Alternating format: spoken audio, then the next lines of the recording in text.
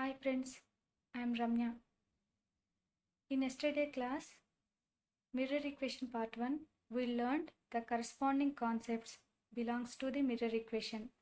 Today we will discuss the complete derivation of mirror equation.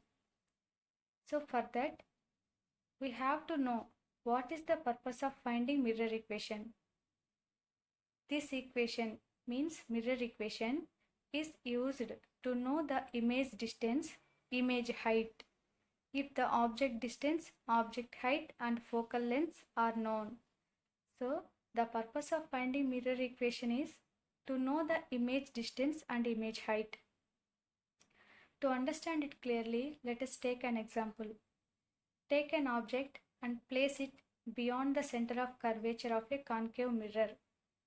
Take an object AB and place it beyond the center of curvature of a concave mirror. We have to know one more thing. Rays also have some properties. First of all, in this second diagram, we will see that here, if a ray passes parallel to the principal axis, it will get reflected at the curved surface. It bounces back and passes through the focus. In the second diagram, the ray passes parallel to the principal axis. It will get reflected here and bounces back and passes through the focus. This is one ray property which is passing parallel to the principal axis. Next, in another case, and if the ray passes through the center of curvature, it bounces back again in the same path because it is a normal. We already discussed in part 1, that is, any line that joins any point on the mirror from the center of curvature is nothing but normal. And we know that the ray which fall on the normal, it will get reflected in the same path. So we already know that it is a normal, and the ray which is fall on the normal, it will get reflected in the same path. These are some ray properties. Next, this intersection point. This is the intersection point and named it as B dash because the ray starts from B, and draw a perpendicular to the principal axis and named it as A dash. Here A dash B dash is the image of object AB. Here object distance is between P and A and named it as U, and image distance will be from P to B dash. Here we have to find the relationship between F, V and U. We have to find the relationship between F, V and U. F is nothing but focal length, V is image distance, U is object distance. So for this purpose, we have to draw a parallel line X P dash which is parallel to AB. We have to draw a line which is parallel to object AB, and this line starts from where the ray touches. This ray touches the curved surface. Here this makes a rectangle. So XP dash is equal to AB. In this diagram, we can see some right angle triangles. A dash, B dash, C, A, B, C. Ray optics is also nothing but geometrical optics. We already know that. That is why we can able to use here some geometrical applications.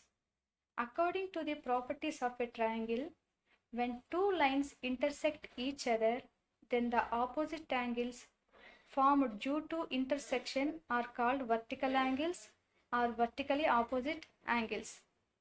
Means when two lines intersect each other, this is one line and this is another line. When two lines intersect each other, the angles formed because due to this intersection are called vertically opposite angles or vertical angles. So the pair of these vertically opposite angles are always equal to each other. And according to the angle sum property of a triangle, the sum of all the angles of a triangle is equal to 180 degrees. The sum of all the angles of a triangle is equal to 180 degrees according to angle sum property of a triangle. So let us take two triangles here. This is one triangle and this is another triangle. Here let us take angle 30 degrees. So these opposite vertical angles are always equal to each other due to this intersection of these lines. So this is also 30 degrees and these are perpendiculars, 90 degrees, 90 degrees. According to angle sum property, the sum of all the angles of a triangle is equal to 180 degrees. So 30 plus 90, 120, remaining will be 60 degrees. Here also same 60 degrees. Next, from according to the angle sum property and properties of a triangles, we made these assumptions. And if in the two triangles the corresponding angles are equal, then their corresponding sides are in the same ratio. Once again I will repeat. And if in the two triangles, these are two triangles,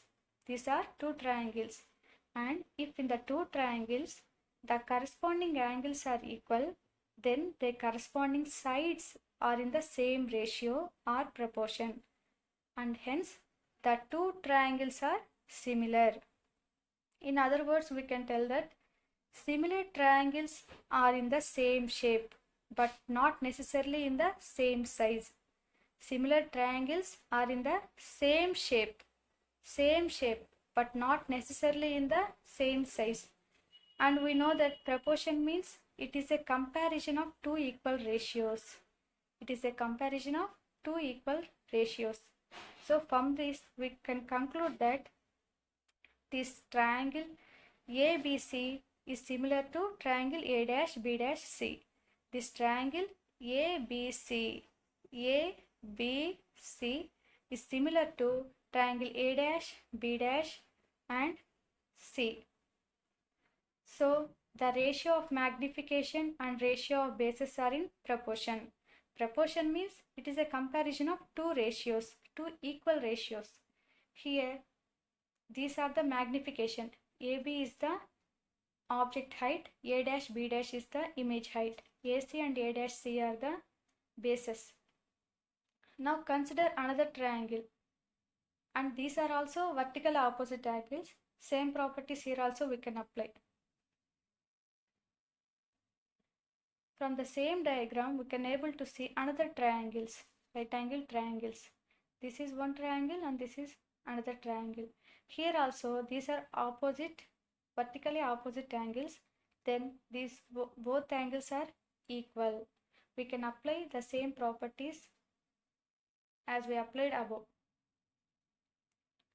And here also the triangle A', B', F is similar to triangle XP', F, and we have to take the same magnification ratios and bases. X', P' object height divided by A', B' image height, and P', F, A', are the bases. P', F and A', are the bases here.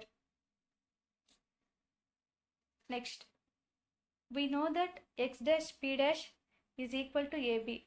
X', P' is equal to AB. Next, AB by A', B' is equal to P' F by A' F. We can replace X', P' by AB. Then AB by A', B' is equal to P' F by A' F. From 1 and 3, first equation is AB by A', B' is equal to AC by A' C. And third equation is AB by A dash B dash is equal to P dash F by A dash F. So AB by A dash B dash in both equations same, and this is equal to AC by A dash C. So from 1 and 3, AC by A dash C is equal to P dash F by A dash F from 1 and 3. Next, here we have to assume one more thing. That is, when the incident ray very close to the principal axis, what will happen? This assumption is very, very important. You must have to remember this in this topic. When the incident ray is very close to the principal axis, then automatically what will happen? Angles will be very less. When the incident ray is very, very close to the principal axis, this is incident ray, it is very, very close to the principal axis, then automatically angles will be very less, and P dash approaches P and the image distance approaches A dash. So then here let us draw a line, and let us draw this line. So A, C, A dash, because image distance reaches A dash focal point, and P because P dash reaches P because the incident ray is very, very close to the principal axis. Then we have to know AC. How it will come? AC, this distance we have to know. For this we have to cancel PC, or we have to deduct PC from PA. From PA we have to deduct PC, then we will get AC. So PA is nothing but object distance U, and PC is radius of curvature. It will be 2F. We discussed it in part 1. And A dash C is equal to, how it will come? This term we have to deduct P A dash from PC. P A dash, we have to deduct this P A dash from PC. Then we will get this term A dash C. PC is nothing but radius of curvature 2F, because from here to here F and here to here F, both from here to here distance is radius of curvature, it will be 2F, and PA dash is image distance. Next, A dash F, this term, how it will come? We have to deduct PF. We have to take minus PF, this distance, from PA dash. From PA dash we have to minus PF. Then we will get A dash F. PA dash is image distance minus focal length PF. Distance between P and F, pole and focal point is focal length. Substitute in 1. This all AC, A dash C, A dash F. We have to substitute in first one equation. And that equation is AC by A dash C is equal to P dash F by A dash F. So we have to substitute it here. Above. AC means U minus 2F. A dash C 2F minus V, and here P dash F. P dash reaches P, that is why PF. PF is nothing but focal length F, and A dash F is nothing but V minus F. We have to cross multiply it here.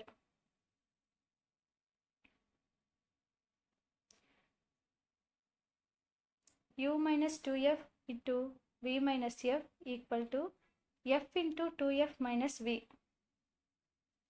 F into 2F minus V.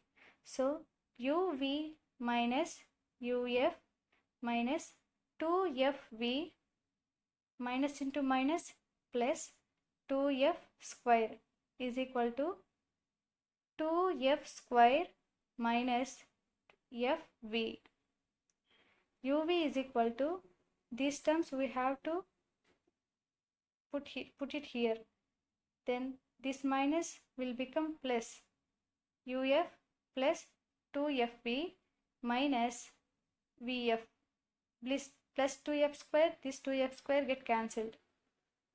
Then uv is equal to uf plus 2 minus 1 fv. Next, divide each and every term with uef. Then there will be no change in the value. So after this we will get uv cancelled, remaining will be 1 by f, and here uf get cancelled, remaining 1 by v, and fv cancel, remaining 1 by u.